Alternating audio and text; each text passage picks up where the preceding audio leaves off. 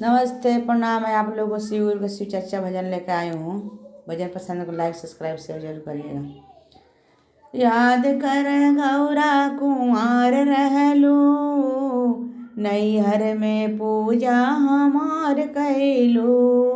याद कर गौरा कुंवर रहलू, नैहर में पूजा हमार कैलू। बाग बगैचा से भंगिया ले अइलू, बाग बगैचा से फुलवा ले अइलू। भंगिया ले अइलू, फुलवा ले अइलू। और भंगिया से पूजा हमार कैलू, नैहर में पूजा हमार कैलू। फुलवा से पूजा हमार कैलू, नैहर में पूजा हमार कैलू। याद कर गौरा कुंवर रहलू, नैहर में पूजा हमार कैलू। नैहर में पूजा हमार कैलू। काशी बनारस से जलवा ले अइलू, काशी बनारस से जलवा ले अइलू। जलवा ले अइलू हो, जलवा ले अइलू। जलवा ले अइलू हो, जलवा ले अइलू। जलवा से चरण हमार धोवलू, जलवा से चरण हमार धोवलू। नैहर में पूजा हमार कैलू, नैहर में पूजा हमार कैलू। याद कर गौरा कुंवर रहलू, नैहर में पूजा हमार कैलू। नैहर में पूजा हमार कैलू। चंदन घिसी घिसी भरी रे कटोरी, चंदन घिसी घिसी भरी कटोरी।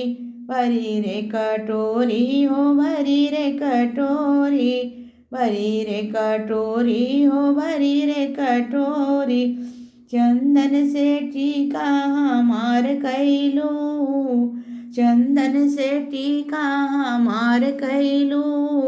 नैहर में पूजा हमार कैलू, नैहर में पूजा हमार कैलू।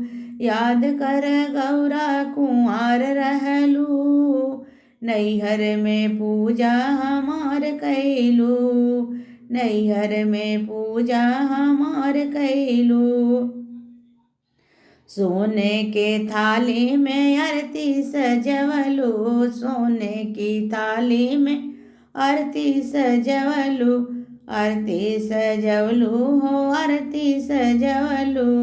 आरती सजवलू हो, आरती सजवलू।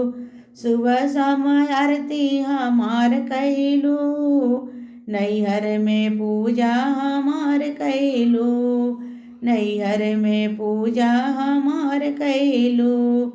याद कर गौरा कुंवर रहलू, नैहर में पूजा हमार कैलू। याद कर गौरा कुंवर रहलू, नैहर में पूजा हमार कैलू। हम रोजे कैलू हो तिज के बरतिया, हम रोजे कैलू हो तिज के बरतिया। तिज के बरतिया हो, तिज के बरतिया। तिज के बरतिया सोहाग कैलू, नैहर में पूजा हमार कैलू। नैहर में पूजा हमार कैलू। याद कर गौरा कुंवर रहलू, नैहर में पूजा हमार कैलू।